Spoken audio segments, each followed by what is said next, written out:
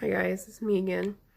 So I wanted to do an update on where I'm at with this post-op. I had the gastric bypass, which is commonly referred to as R&Y procedure, and I had my surgery on October 16th at Pompeii. It's over in Tijuana, Mexico, for those who don't know. And my surgeon was Dr. Quiones, if I pronounced it right, or they go by Dr. Q. And surgery and everything, was fine. It was kind of like I was really drowsy most of the day. I pretty much just slept like the whole day of the procedure after I got it. And the only complaint I have about that place is that nurses set the IVs on a slow-paced drip. So I was already really dehydrated to begin with because how the pre-op works, in the few days leading up to surgery, is that you cannot have anything after no solid foods after 6 if you want to have your last meal the day before you leave for your surgery. So how it works, you follow the pre-op diet, which is like 2 weeks before your surgery date, and you can have this thing called the last meal, where you can go out to eat, at a buffet if you want to, have your last little like purge of food you can have before your life changes. And as long as it's not fried, greasy, spicy, that's what they like recommended. So me and my husband, we went to this Italian restaurant called Macaroni Grill because we were going to eat at his boss's restaurant, but they were closed that day for my last meal. So I had my favorite plate, the shrimp portofino, I think is what it's called. And I had the lunch portion of size, and I feel like I could still eat, but you don't want to, get your mind back into that, I'll eat as much as I want, whenever I want, craziness that we're all used to, stuffing our faces with pizza and whatever else before the surgery. But everything was fine, I think on day 10, I had actually removed my stitches myself, and they're not very big, they're very small. The only thing is that they actually kind of put them on kind of tight, so they actually had kind of a pull. When I actually had cut one of the sides of the stitch itself, they knotted them kind of like really tight, so it did not hurt. It just felt awkward, like you were actually like pulling something out of your body. But there was no pain, so it would felt perfectly fine. And one of the stitches was really hard to get out because I had actually pulled pretty good on the stitch itself before cutting it, just to get leverage underneath the knot to cut the one of the sides of the string. And of course, once I got these stitches out, usually can tell if you're ready to have them removed if you're like so many days at least 8 days past your surgery, and you have like a couple of these signs that it's actually annoying. Your stitches are annoying to you. Basically, like if you have a t-shirt on and they get irritated by like easily by wearing clothes, like even when I had a loose t-shirt on, which of course I wore for a good while, that they would start rubbing and they would get itchy, and it's annoying because sometimes, especially if you have like a lot of weight on your front side like me, that my heavy drooping stomach would like pull on it, and it would get annoying as well. So if you have like the idea in your mindset that if it would feel better if they were out, then you probably should ask Pompeii if it's okay for you to go ahead and remove them. Now, how I remove them is that if you don't have what's called a suture kit, you can actually buy them on Amazon online for under $10 for decent ones. Some of them are even $5, and they come with like a sterile gauze, sterile tweezers, and sterile scissors that look just like the eyebrow ones. For us ladies who know exactly what how small of a scissors I'm talking about. But of course, I wanted them out that day. I got it approved because I called them to make sure. And they just ask you questions like, do you have scabs on them? Do they look infected? You know, they just ask you some questions and they just tell you, okay, you can go ahead and remove them. You can either go to your doctor's office, but I have no insurance, so I basically did it myself. And I went to Walgreens. If they're kind of like a CVS, if you know what store I'm talking about. And I picked up one of the narrowest, smallest eyebrow scissors that you can find there. But it was kind of expensive, almost as much as a suture kit, but I just wanted my stitches out, so I just bought it anyway. And then immediately when I went home, I have some spray that I bought over the counter at Walmart. It's called Bactine. It's in a white and green bottle. You find it usually on the top where the Neosporin's at, you know, in the Band-Aid aisle. That's a really good spray. It's very similar, almost the same thing that they use over at Pompeii, where they actually, when they clean your wounds or your dressings, they spray your stitches and they just gently wipe it off to make sure it stays sterile and clean. And this Bactine actually has lidocaine in it, so it kind of stung at first a couple of times, but after that, I mean, you know, you keep your wound clean, you know, it prevents infections. And the only wound or area on my abdomen I had a problem with is that it looked like my drain hole was starting to get infected. And I only wore like large band-aids probably for about 2 or 3 days just to make sure I could take like a really nice hot shower. And of course, after that, you want to make sure you let it air out. Even if you just want to put on a temporary band-aid, you know, just to take a nice shower like I was talking about, or, you know, a bathtub. I really don't think anybody would be comfortable taking a bath because you would have to get assistance standing up, especially if it's soon after your surgery. So I just took a nice hot shower. I kind of avoided, you know, letting water touch my front sides. I just kind of like sponge bath myself in the front and then just let, of course, regular showering my back and my sides. And one awkward thing that I've noticed that has like stayed with me is that ever since post-surgery, I'm like a lot more sensitive to cold now. I don't know what it is.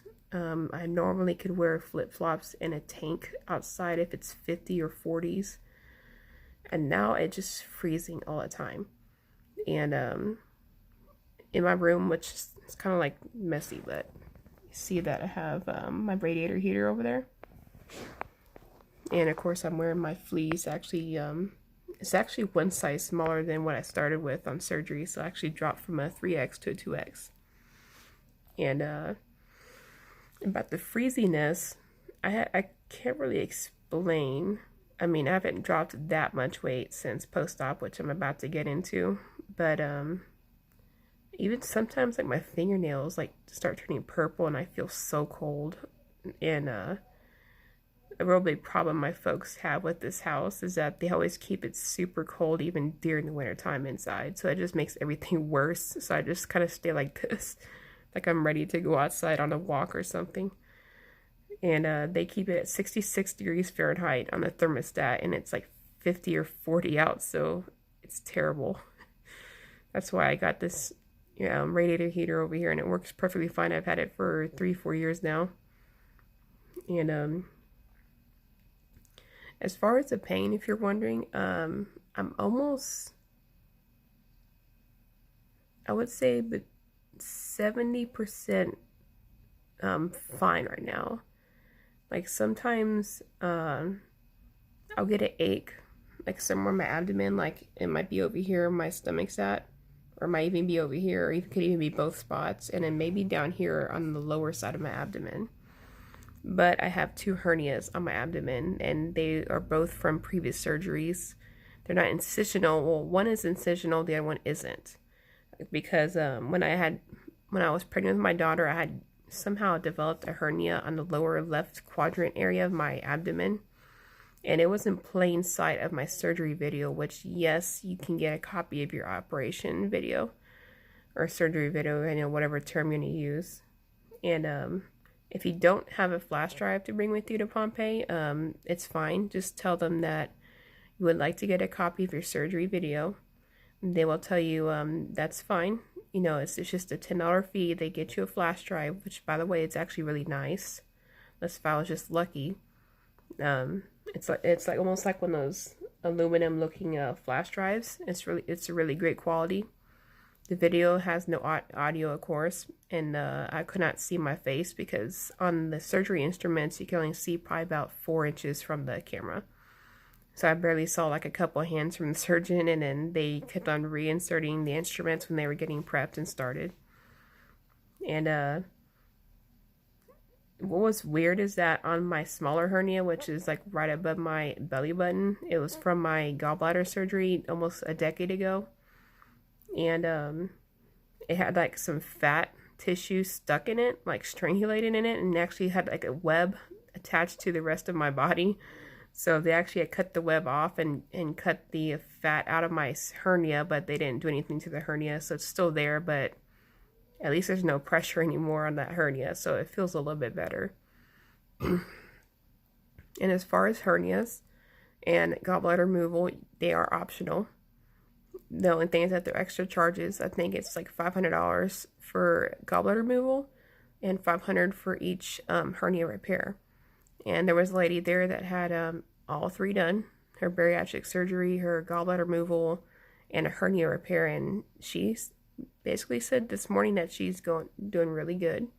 Minimal pain right now. So if you would like to get that done, it's $500 for each hernia repair, but you have to bring that money with you. It's not financeable. And the gallbladder removal, I definitely suggest it because I went through a horrible bout of gallstones. It was the worst pain in my entire life. And the reason why they highly suggest it and why am I bringing it up is that when you rapidly lose weight, you're at very high risk of developing gallstones. And that is medically proven, and I'm like one of those people too that can tell you that for myself. I had previously lost 86 pounds from just doing straight up dieting, and then I almost like started skipping meals just because I was desperate for the pounds to be off, which is not healthy. And I even did some time in the military, and by the time when I got home, I got like the worst stomach cramps and severe pain you can imagine. So I mean, I can give you the signs of gallstones. I had like shoulder pain. Sometimes it would go from my front to my back side. Even it'd go from one side of my ribs to the other. Severe vomiting, nausea up the wazoo. I passed out at like work when I was working at this side job. And it's extremely painful. So I highly suggest you guys, if you don't get it removed at Pompeii, please talk to your doctor or get a bariatric referral from your PCP or a regular doctor. And they can absolutely refer you to a bariatric clinic in their network. And definitely request to have your gallbladder removed. Because I know if it's elective, insurance will cover it, but if it's definitely suggested by a surgeon, then they should cover it. If not, then definitely plan on saving the $500, to get it removed over at Pompeii. So that way it saves you from future pain and future suffering. Like, it was so terrible. I cannot even stress enough. And as far as like my hernias, because of course I did not get them fixed because of course I had to fork a lot of money down. My down payment was $3,500. It's not going to be the same for everybody because my credit was, sorry for the language, but it was shit. Basically, it was like in the 400 range. So I got approved, $3,500 down, and my payments are only like $230 a month, which is not bad. If you have like regular income coming in. So some people's down payments were like only $1,000, and their payments were really low, like under 200. So even Dr. Q, who was my surgeon, he's the supervisor there, and they just released a new financing program. So even if you're just interested and you're not ready to make the move yet, go ahead and apply because your application is good for 30 days anyway.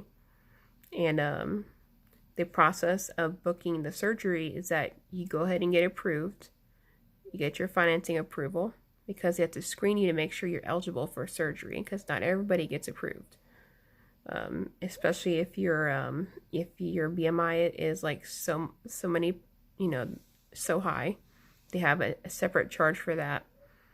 And depending on your age, if any pre-existing cardiac problems, they want you to get like an EKG the day before and I think that fee is $150, I believe.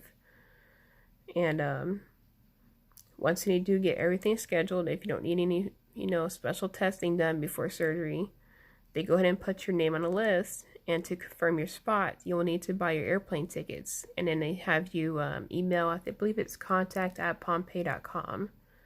I believe they send you emails throughout the process. So you're never like not, in, like, never easily forgotten. You always have it in your inbox. So once you get that done, you confirm your airplane tickets. The only thing besides prepping for your surgery is that you'll need either your passport or a birth certificate and your state ID. Everything has to be valid. It cannot be expired. The easier one is your passport, because there's an express line at the border from coming back into the United States that basically it only took us probably about 15-20 minutes just to get back into California. And that's because we left early in the morning. So if you are leaving anytime in the afternoon, you might be waiting for a while. So that's why I highly suggest using a passport. I mean, some people were in and out with a birth certificate and their ID and they had no issue, but if you want to save yourself some time, especially if you don't want to get too close to your flight leaving out of California, then I would suggest it. And let's see, if you want to know like advice on packing, a lot of people recommended this called gripe water drops, stuff for like bloating and gas. You'll need that because that's one big thing that you have to work off is gas pains, because they fill you up with CO2 during surgery in your abdomen. And this is slowly absorbed. It's a different rate of absorption. Becca, if you're out of bed, you need to get back in bed now. Sorry, hold on. What is it? That seems like on my arm. Go back in bed. We just had to talk about this. You need to getting some sleep. Go now. I see that. I see it, but you need to go into bed now.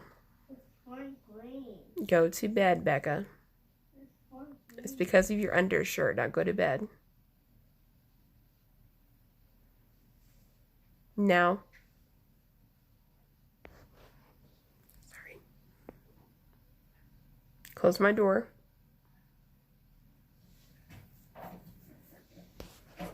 Sorry, my 5-year-old has a habit of like getting up randomly, and she's always so tired and I wake her up in the morning.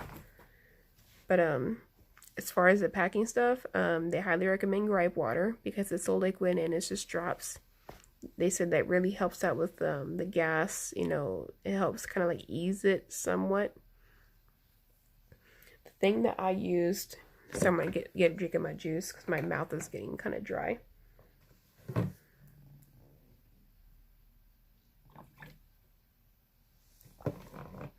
Okay, a little bit better.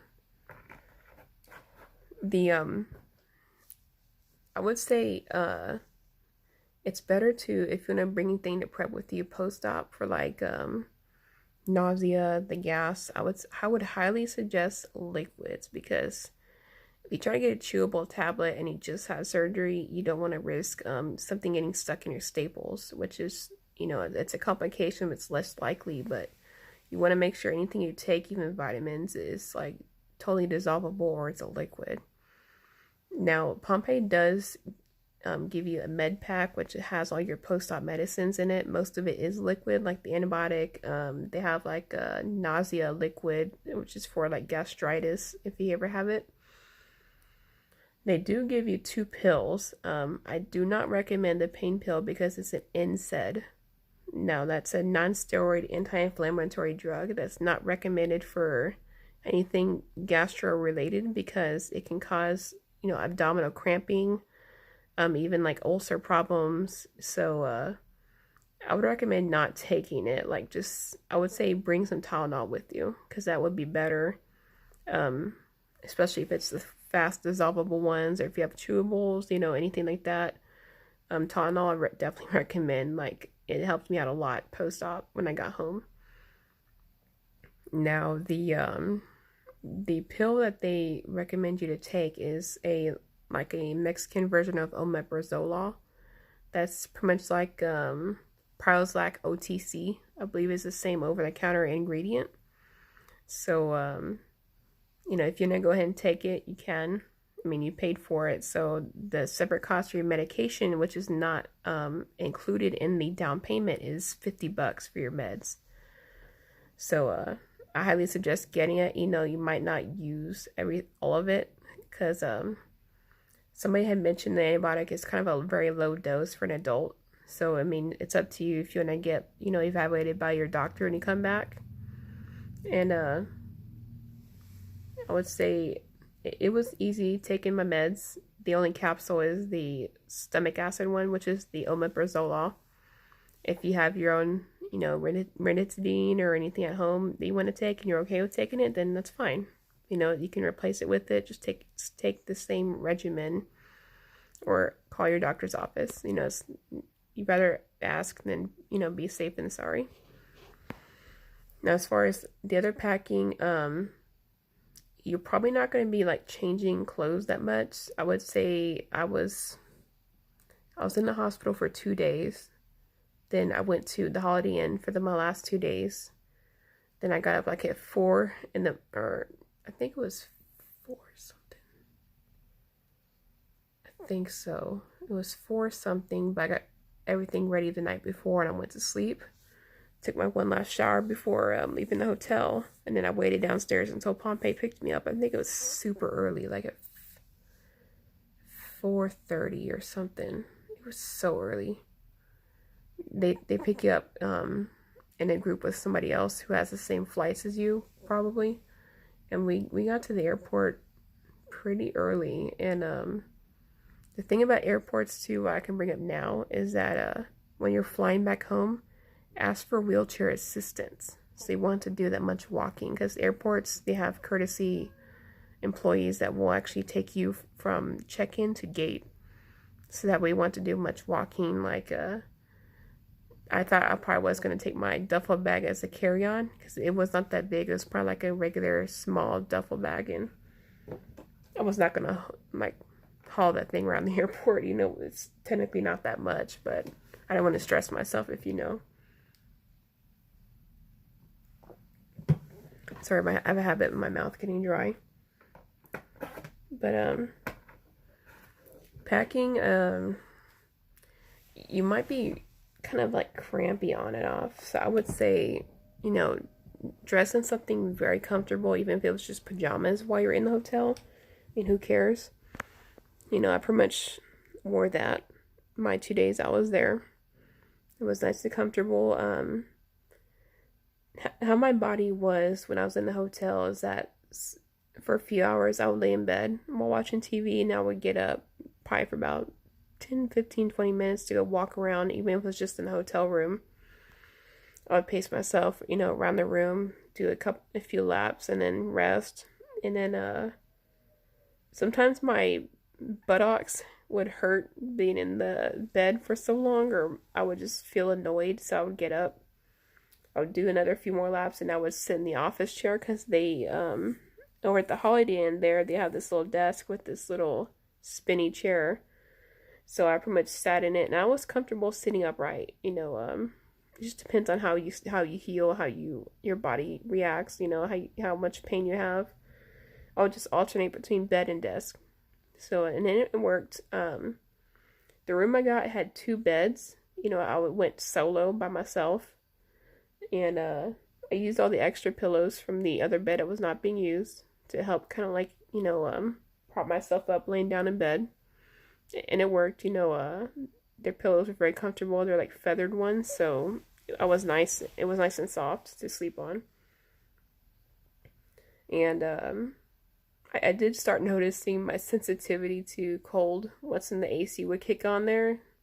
And over at Pompeii, they don't keep it freezing there. It was not bad at all, the temperature.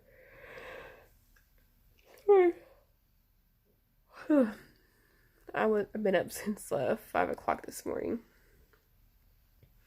But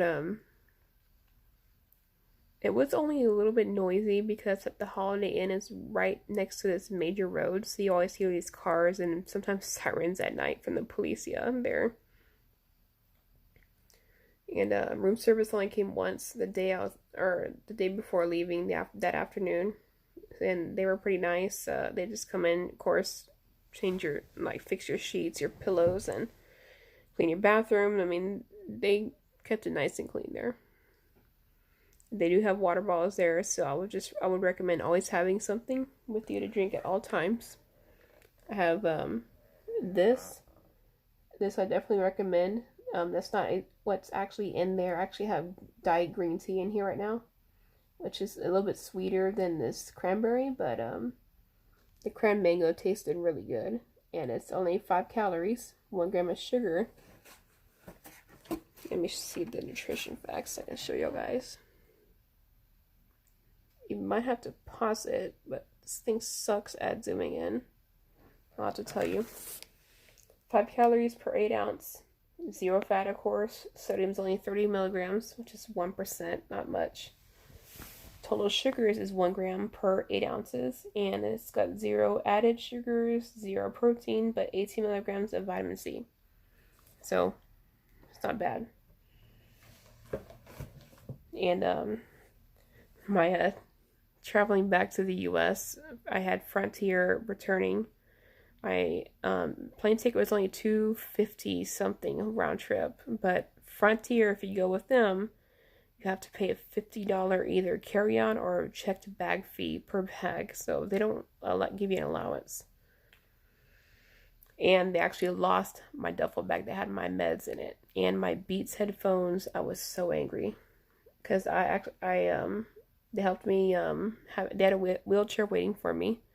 So if you do request it when you're leaving California, over at your returning airport, if you are stopping at that airport, they usually have somebody with a wheelchair waiting for you at your gate, so you don't have to walk too much. And don't be embarrassed to ask, because many people who are my age, we all asked for assistance with that, and they had no problem.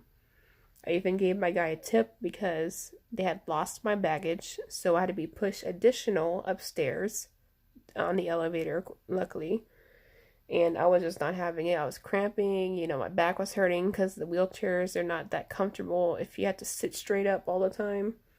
And man, those people at the counter too, when I went to go make my lost baggage report, they were just like completely ignoring me. So I wouldn't suggest Frontier Airlines. Their customer service sucks.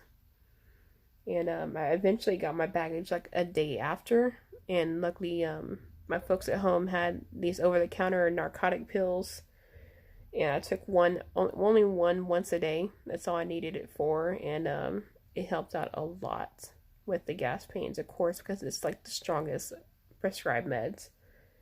And the other side effect post-surgery, I've heard this with both the sleeve and the bypass, is that you'll get like a lot of loose stools, like runny diarrhea.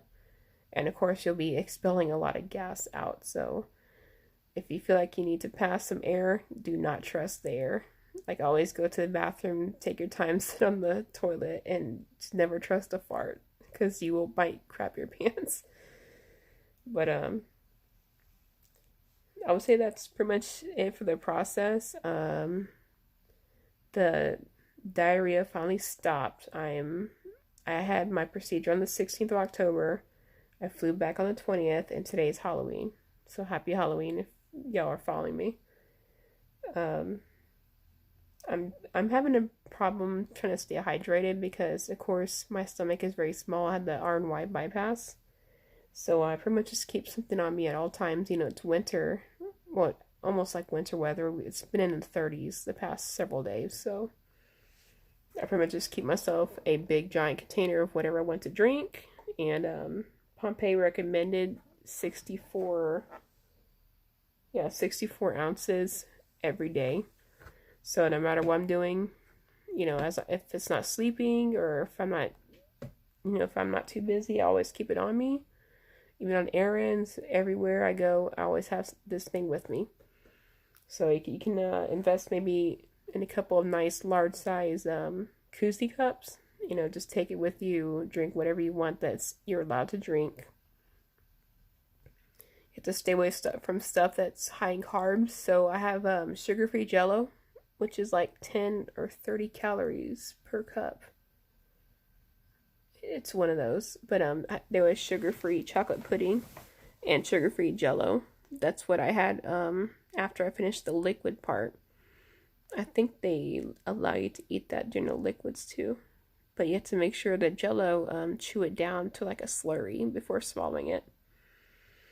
And take your time with eating because both the sleeve and the bypass, your stomach is brand new. Your staples are still healing. So don't eat anything with that you think would get stuck. And as far as grocery shopping, try to stock up on stuff that's high in protein, low in carbs, low in sugar. You see the juice I picked was, well within the diet. And be careful about fruits because they're high in sugar. And I did get dumping syndrome once. It was like a light case of it because I'm trying to remember what I was eating or drinking. I think it was like maybe a tiny pinch of apple cider because it was the holidays. I wanted to try it, but I paid for it later. I felt kind of like really ill. So anything 5 grams and under, I would attempt, but take my time eating with it. Like if it was like the pudding or whatever you're shopping for has like 5 grams under in sugar, then it should be fine. Now, as far as carbs, I will try not to eat no more than 20 to 25 grams a day. And of course, fat, you want to kind of keep it very low too. Like, so 2 grams and under is what I would suggest. Of course, if you have a dietitian, you can always get a referral from your doctor and see them who specializes in bariatric people or patients, okay? A lot of people are afraid that because they had surgery outside the U.S. that their insurance won't cover it, but they have to cover what's required or what's necessary. So if you're going to visit your doctor post-op, have them check you or remove your stitches. If you're not comfortable with it, they can. Make sure that they can over at your office too, because sometimes they don't have suture removal kits. So, I plan on once I get insurance, I might get a referral when I get a doctor checkup and have them send me to maybe like a bariatric network tour that they take care of people post-surgery.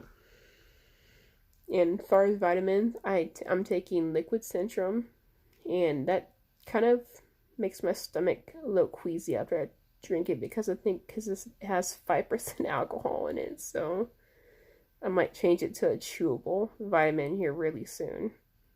And they recommend for you to take extra B vitamins, chewables, and they have it sublingual too, where you put it into your tongue.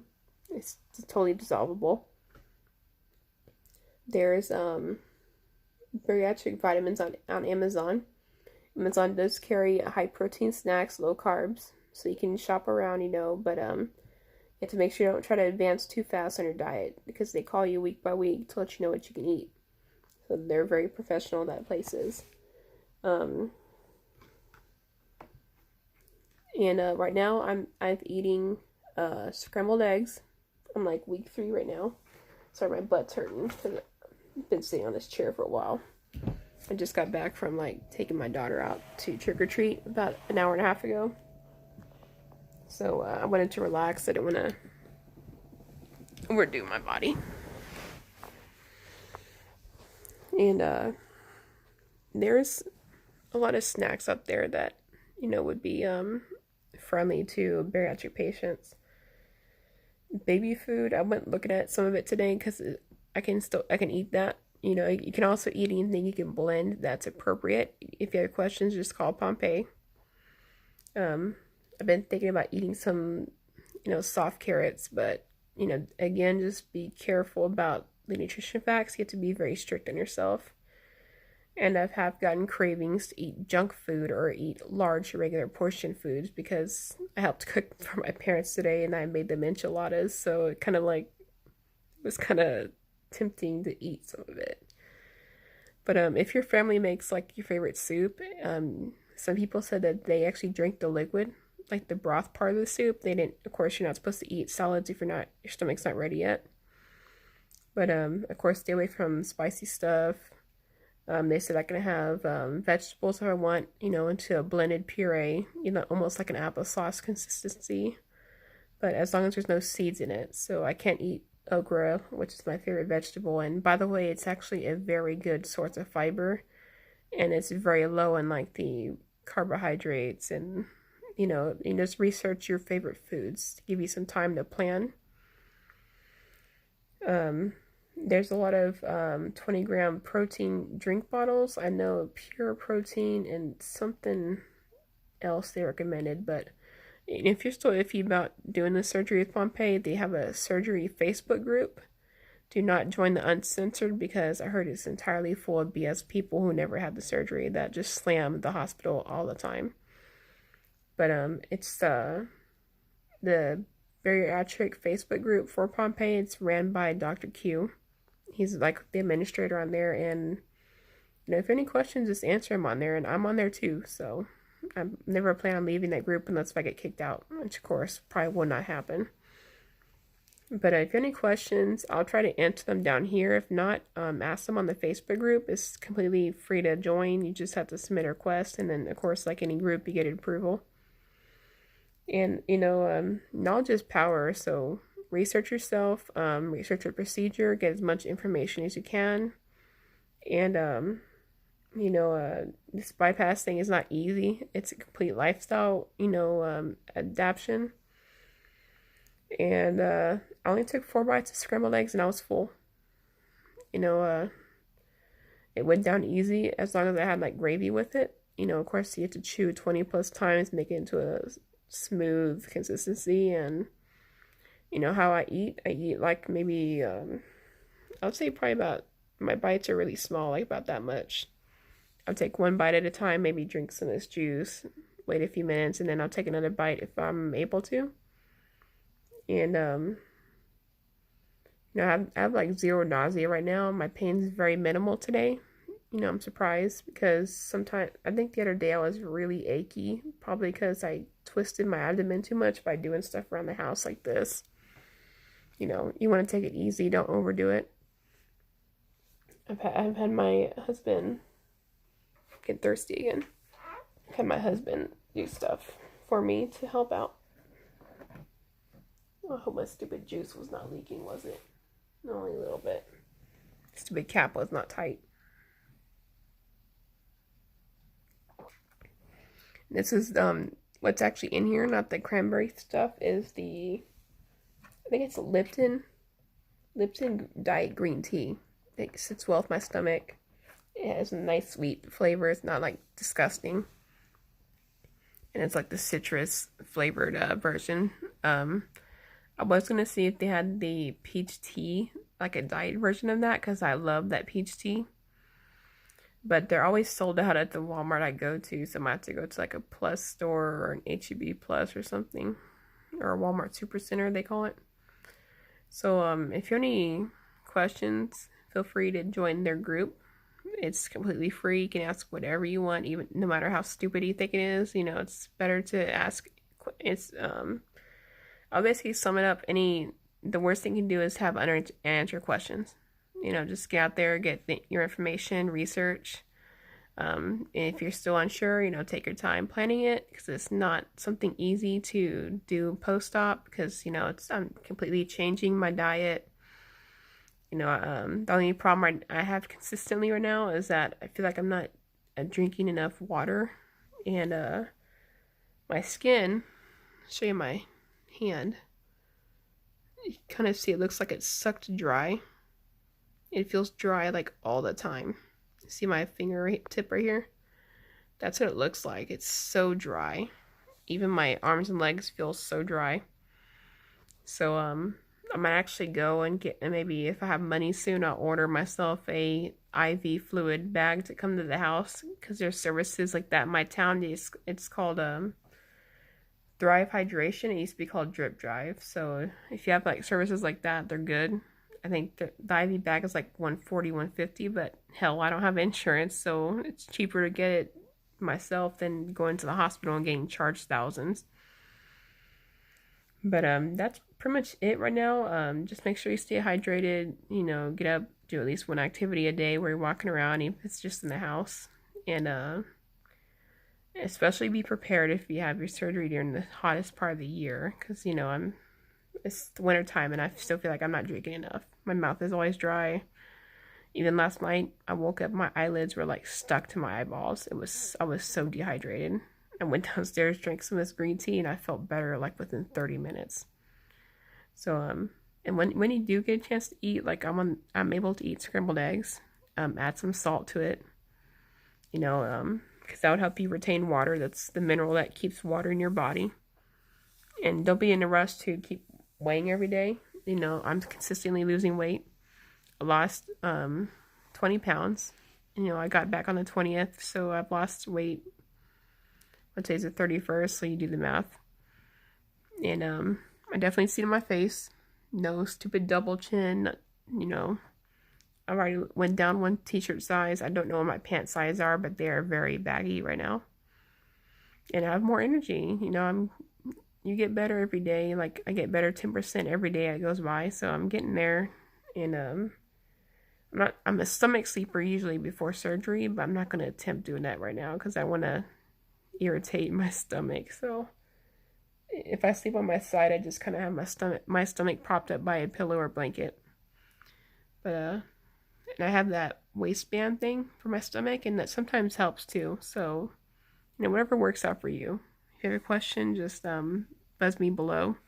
I'll try to answer it maybe within a few days, if not a week, because I'm in online classes and it's been taking up my entire schedule lately. But if you have questions, just ask. The Facebook group, get out there.